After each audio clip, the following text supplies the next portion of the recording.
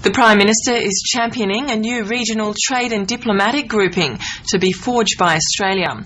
Kevin Rudd wants a Pan-Asian body bigger than APEC, bringing China, the US and India to the table. But the concept has met a lukewarm response here. The opposition says the government risks being seen to lecture Asia as it campaigns for the new institution.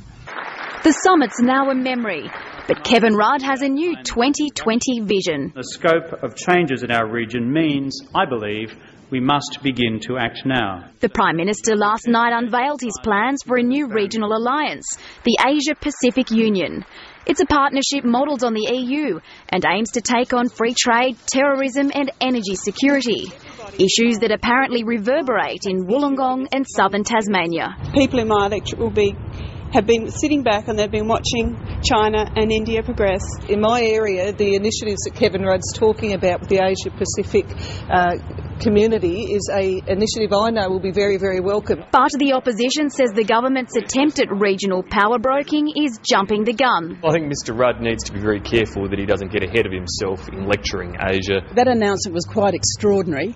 There was no mention even of climate change being part of that great vision for the Asia region. While the Prime Minister is thinking globally, his government is acting locally. On World Environment Day, it's accelerating the phase-out of old carbon-burning technologies in favour of energy-saving devices. The ban on incandescent light bulbs will now start in November, a year ahead of schedule. And energy labels for new televisions will become mandatory next year. Then we will see significant reductions in greenhouse gas emissions, some 20% or even more. That is a fantastic reduction in greenhouse gas emissions as a consequence of all of us taking these kinds of actions. The opposition is also going green. Brendan Nelson has announced he will introduce a bill to overturn the government's budget decision to means test solar panel rebates.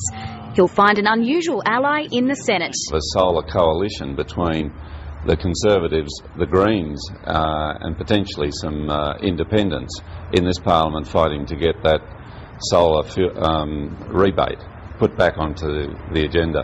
A Green Team power scheme. Bronwyn Herbert, ABC News, Canberra.